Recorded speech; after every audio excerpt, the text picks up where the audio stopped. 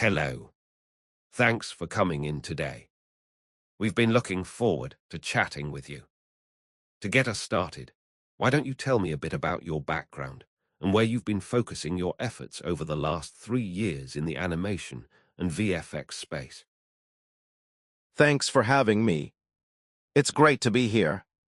Over the last 3 years, I've really focused on bridging the gap between high-end artistic vision and technical execution. I started out focusing heavily on modeling and basic animation, but I quickly found myself drawn to the more technical side of things, like rigging and procedural generation. In my most recent roles, I've taken a lot of ownership over specific features, moving from just executing tasks to actually designing the workflows. I've spent a lot of time working with physics solvers and trying to optimize pipelines so that we can get those high-fidelity looks without crashing the render farm. I really enjoy the puzzle of figuring out how to make something look photorealistic while keeping it computationally efficient. That's a great segue. You mentioned the balance between fidelity and efficiency. Let's dive into a specific scenario.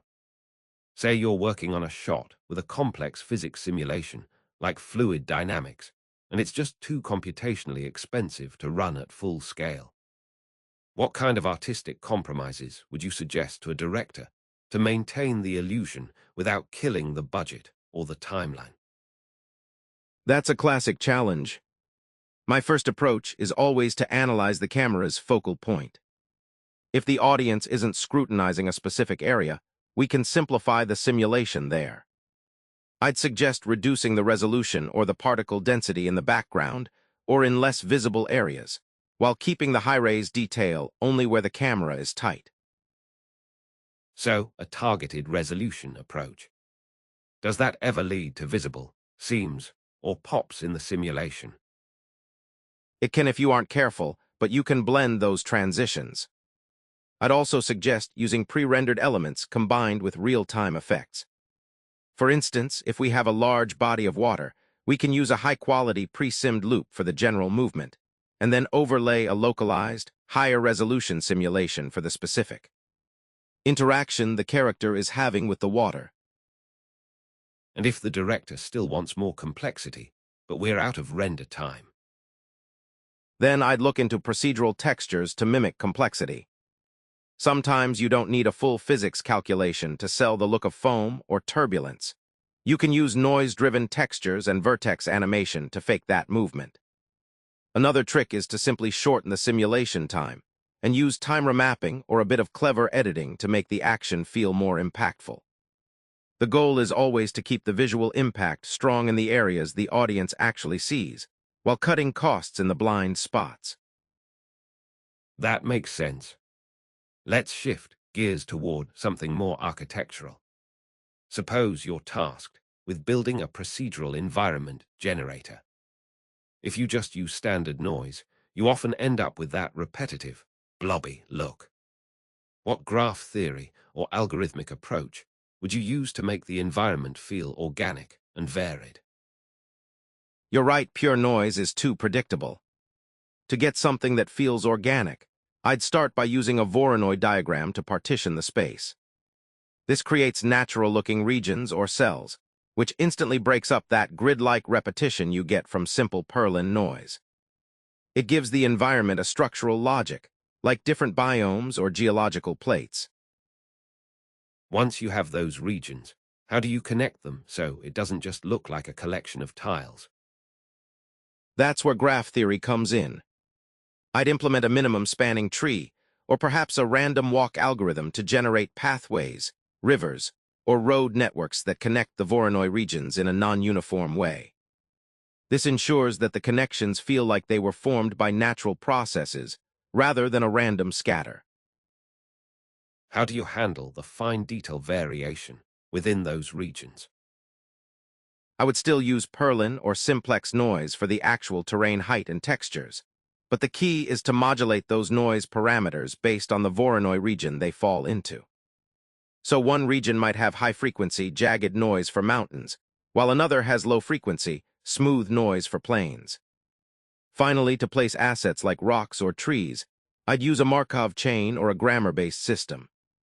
This way, a tree isn't just placed randomly. It's placed based on rules like trees prefer to grow near water or rocks cluster in these specific patterns.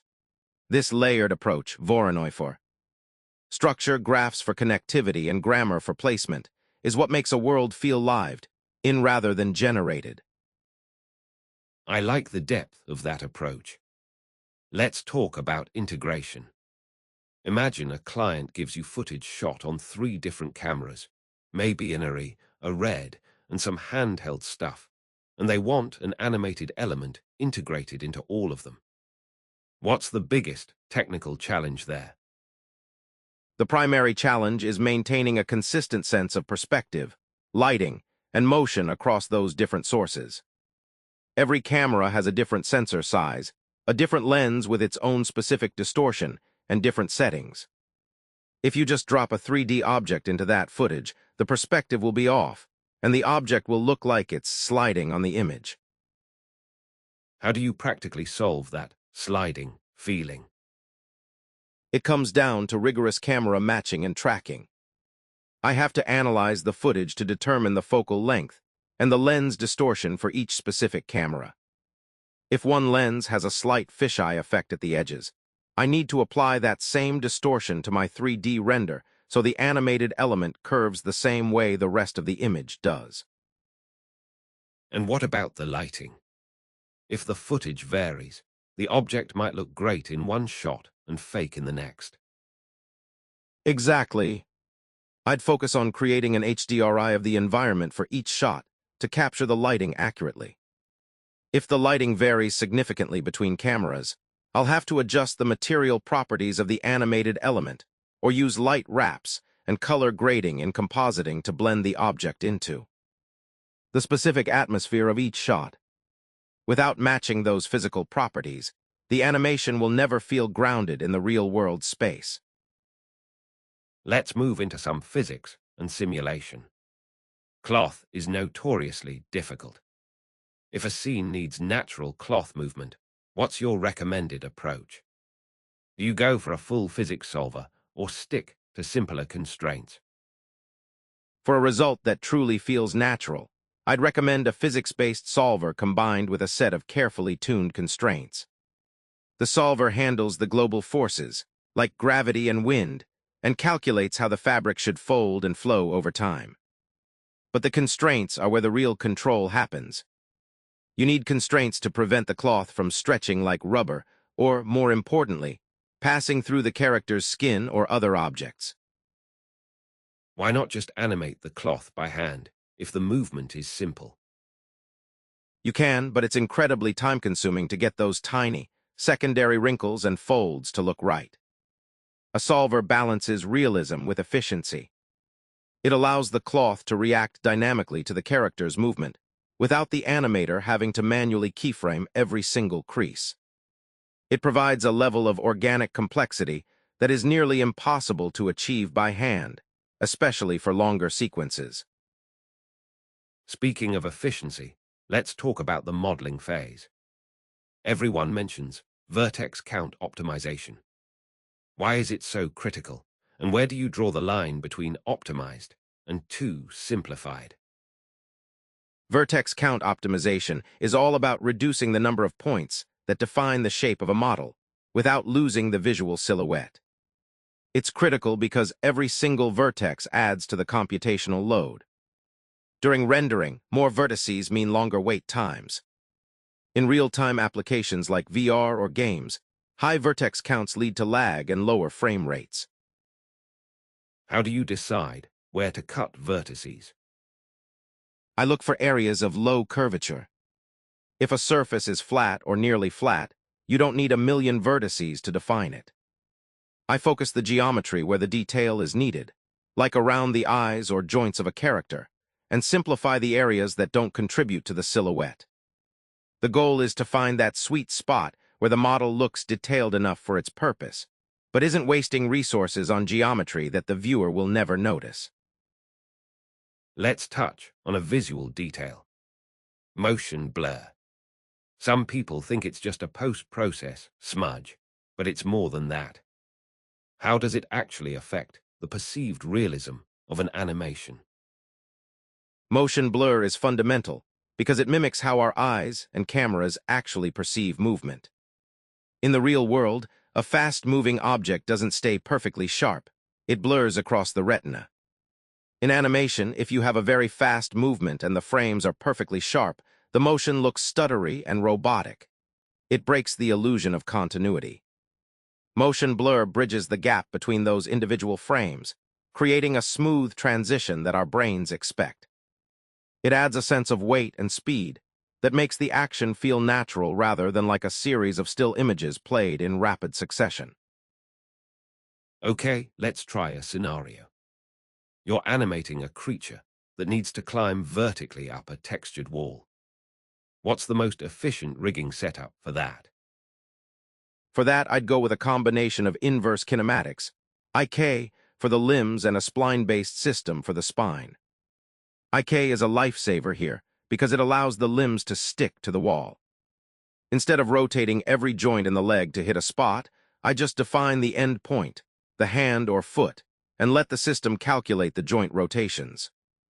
This is essential for dealing with a textured, uneven wall where the contact points change constantly. And the spline-based spine? Why not just a standard joint chain? A standard chain can feel stiff. A spline-based spine allows the body to bend and twist much more naturally as the creature shifts its weight while climbing. It gives that fluid, serpentine quality to the movement. To polish it off, I'd use blend shapes or corrective shapes. These are used to handle the muscle flexing or the way the skin bunches up when a limb is pressed hard against the wall. It balances the automation of the IK with the artistic control of corrective shapes to make the deformation believable. That sounds like a solid pipeline. Now, let's talk about something a bit more complex, water refraction. Specifically, if you're simulating water with varying depth and pollutants. What physical parameters are you modeling to make this photoreal? To get that right, you have to move beyond a simple transparent shader. First, you need a variable index of refraction. Light bends differently depending on the density and temperature of the water, and that changes with depth. Second, I'd focus on absorption and scattering coefficients. This is where the pollutants come in. Clear water absorbs light differently than murky water.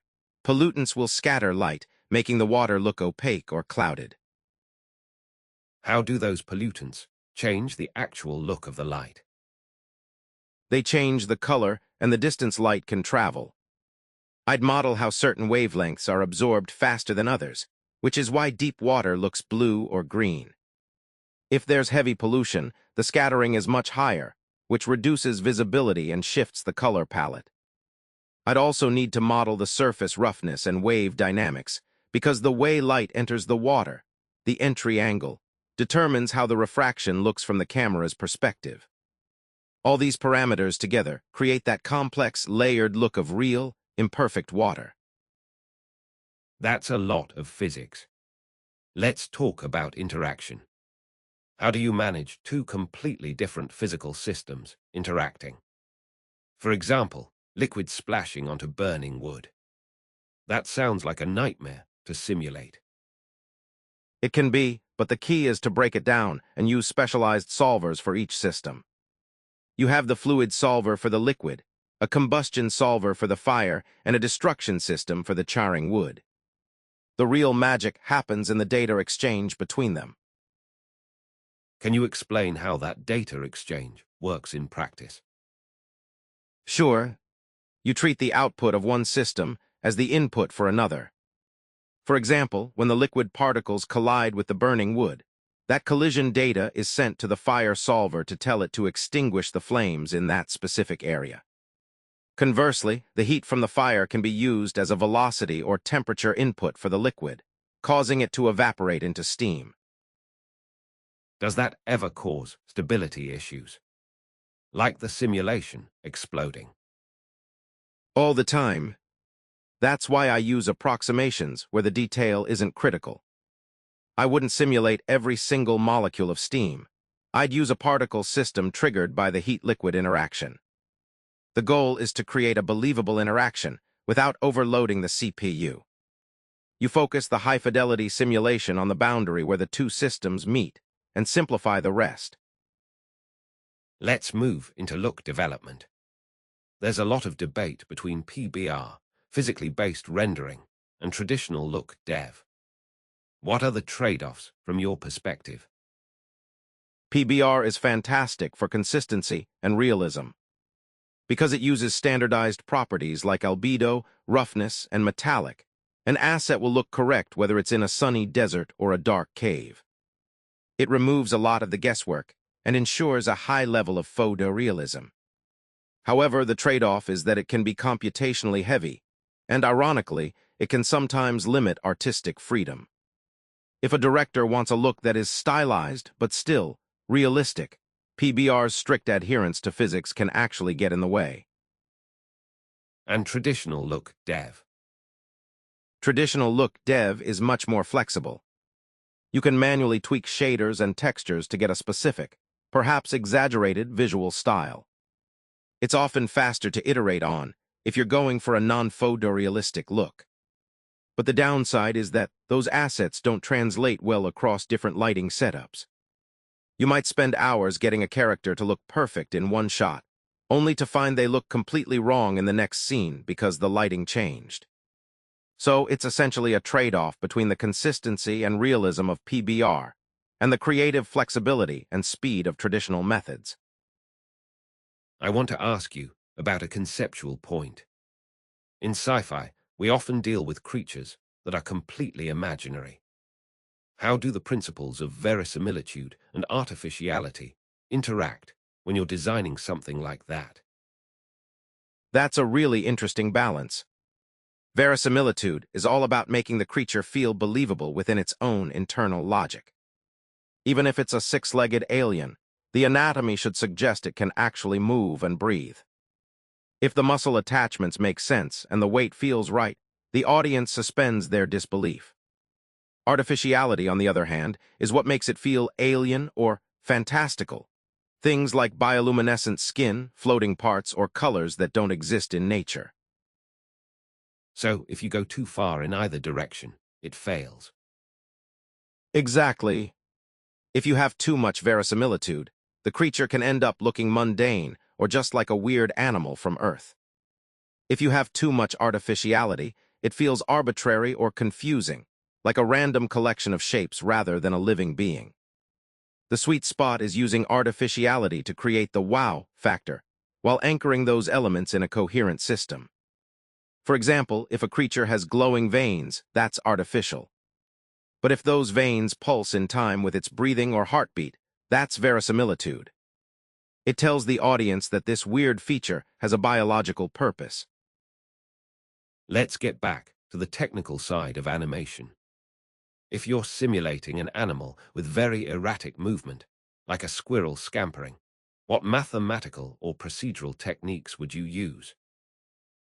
For something that erratic, you can't rely on keyframes alone. It would look too mechanical. I'd combine procedural animation with controlled randomness. I'd use Perlin or simplex noise to generate the organic variations in the movement. This prevents the squirrel from looking like it's on a loop. Then I'd use IK for the foot placement so that the paws actually hit the ground and uneven surfaces realistically. How do you handle the stop-and-go nature of a squirrel? I'd implement a state machine or a behavior tree. This allows the creature to transition between different states, like darting, pausing, and turning, based on environmental triggers or a random seed. To add that extra layer of realism, I'd use a mass spring system for secondary motion, like the flick of the tail or the wobble of the body. By layering noise for variation, IK for grounding, and a state machine for behavior, you get that unpredictability that makes an animal feel alive. Let's do a quick lightning round of definitions to make sure we're on the same page with terminology. What is topology, in your words? Topology is the arrangement and flow of the edges, vertices, and faces in a 3D mesh. It's basically the structural map of the model. Good topology is critical because it determines how the model deforms. If the topology is clean, a character's face will bend naturally. If it's bad, you'll get pinching or stretching that looks unnatural during animation. And a keyframe. A keyframe is a defined point in time where the artist sets a specific pose, position, or value. It's the anchor for the movement. The software then interpolates the frames in between, the tweens, to create the transition. When you're talking about animation timing, what exactly is spacing? Spacing is how the distance between those key poses changes over time. While timing is about when things happen, spacing is about how they move. Tight spacing means the frames are close together, which results in slow, controlled movement. Wide spacing means the frames are farther apart, which creates the illusion of fast, high-energy motion. Proper spacing is how we sell the weight and acceleration of an object. Now, procedural animation. What is it, and why would you use it over traditional keyframing? Procedural animation is when movement is generated by algorithms and rules rather than manual placement of keyframes. It's driven by math and physics. The biggest advantages are efficiency and scalability. If you need a crowd of 1,000 people walking, you can't keyframe every person. You use a procedural system. It's also essential for natural phenomena, like wind in trees or water ripples, where the complexity is too high for a human to animate frame by frame. Let's go back to simulations. If you have to simulate heat transfer, thermal transfer, across different materials like metal, wood, and fabric, how do you approach that scientifically to make it look convincing? I'd start by assigning specific thermal properties to each material: thermal conductivity, heat capacity, and emissivity. Metal has high conductivity, so heat spreads quickly. Wood and fabric are insulators, so the heat stays localized. I'd use the heat equation to model how the temperature changes over time and space. For the visualization, I wouldn't just change the color. I'd map the temperature to visual effects. For instance, high heat on metal might create a glowing cherry red effect, while on wood, it would trigger a transition to a charring shader. I'd also add heat haze, a refractive distortion, using a noise field that moves upward to simulate the hot air rising. That sounds very detailed. Speaking of visual effects, let's talk plasma. If you're tasked with creating a convincing plasma energy effect, what's your workflow using volumetric techniques? For plasma, I'd treat it as a volumetric object rather than a surface. I'd start by using a combination of noise fields and particle systems to define the core shape and its erratic, energetic movement. Then I'd use volumetric lighting to simulate emission, absorption, and scattering. This ensures the plasma doesn't just look like a glowing 2D plane, but has internal depth and volume. How does that transition into the rendering and compositing phase? During rendering, I'd use a volumetric renderer to capture how the light from the plasma interacts with the surrounding environment. In compositing, that's where I'd really push the energy. I'd add a strong glow, apply color corrections to make the core feel hotter, and add additional additive light passes to make the plasma feel like it's actually illuminating the scene. The key is balancing the density of the volume so it looks powerful and energetic, but doesn't just become a white blob of light. Let's wrap up with one more animation scenario. You have a creature that needs to transition from a crouched state to a full sprint. What animation principles are you focusing on to make that feel heavy and powerful? The first and most important is anticipation. I'd have the creature shift its weight backwards slightly and compress its body before the explosion of movement. Then I'd focus on squash and stretch to give the motion a sense of flexibility and power. The squash happens in the crouch, and the stretch happens as the creature launches forward. What about the transition into the actual run? Timing and follow-through. The transition from the crouch to the sprint needs to accelerate smoothly. It shouldn't just snap to full speed. I'd also ensure that secondary elements, like a tail or long ears, have a delayed reaction. They should lag behind the main body and then whip forward, which adds a sense of physics and mass to the creature. When all those principles, anticipation, squash and stretch, timing and follow-through, work together, the transition feels fluid and believable. Last question for you. We often deal with motion capture data. It's great for realism, but it's never perfect. What are the common cleaning techniques you use to fix raw mocap data? Raw mocap data is almost always a bit messy. You'll see jitter from sensor noise, or gaps where a marker was occluded by the actor's body. To fix this, I first use filtering, like a Butterworth filter, to smooth out the high-frequency jitter without losing the actual movement. For the gaps, I use interpolation or gap filling to realistically bridge the missing data. Do you ever have to change the motion to fit the character? All the time. That's where retargeting comes in. The actor's proportions are rarely the same as the character's. I have to adjust the motion so the feet don't slide on the floor and the hands hit the correct targets. Finally, I'll do a passive manual smoothing to remove any remaining robotic artifacts. The goal is to keep the organic soul of the actor's performance while removing the technical flaws of the capture process. That's a very comprehensive look at your process. I appreciate the level of detail you've provided today. It sounds like you've got a great handle on both the artistic and technical sides of the pipeline. We'll be in touch soon regarding the next steps. Thank you very much for the opportunity. I really enjoyed the conversation. I look forward to hearing from you.